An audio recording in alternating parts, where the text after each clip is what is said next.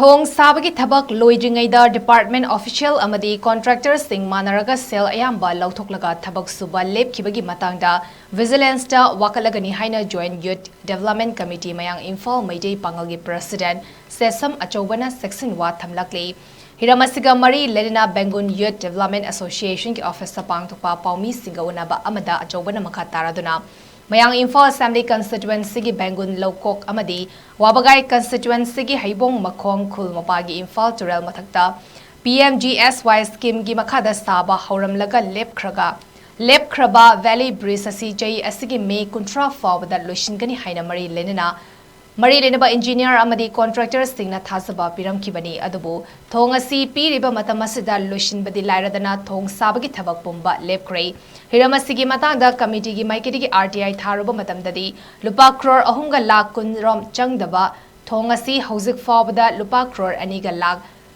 Yankai Hena Department Official Amadi Contractor Sing Manaraga Louthoklaga haiba adu khangbagamlei Maramasina Singumba Sel Louthoklaga THABAK Sujiba Official Amadi Contractor gi mathakta mathau taba action lokatnaba committee gi maikidigi Vigilance Department ta WAKATLAGANI loinana committee gi maikidigi handak thakiba RTI adu segmizing dagi maivam fawda sakiba tongan ba Valley Bridge sing asidasu project ta yaurakhiba sabagi guideline aduga Kenaba Yaure Maramasina Mayang IMPHAL area gi akoibada leiriba nauna sariba thong sing asi quality leina sahanba amadi matam chana inauguration taunaba mari lenabana kupna yengsanbiu haina mahangna makataki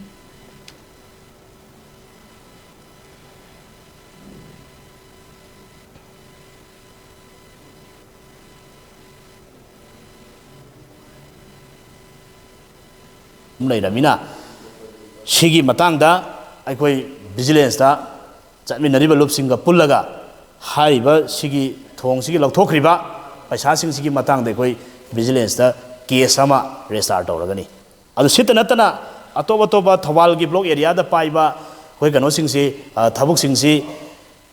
Shida drawing the Ubiri Singduni Magi drawing the Legada Niom Sing Leram Davida Hauzik Atopa Thong Sing the completion by the Pura finishing Pitoga Pasaga completion report Pitoki was Yawi Ado sai tawri sing si yengo ba maruina ate te gi kan haijore ge mayang IMPHAL kendra ga lon abada leriba thong ni pan ma pan se tawri se mamang da su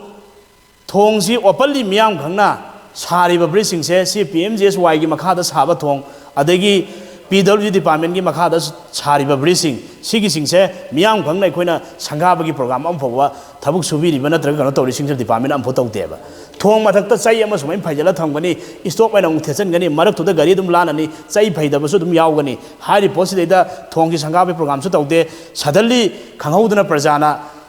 thaura laaga thong si moi quality maintain tawdam maram warkan da yo si tek tharaga accident tawduna so epalle hairo akhoi thong sangha da ba thong si kaido we lanbiri mo sine tika dar singi pagomsi thabuk suri ba mi singi pagomsi Sangha da ba thong du samban khajalaga 4-wheeler car la haliba bike la haliba amula halimi am si kai do be thing bidri no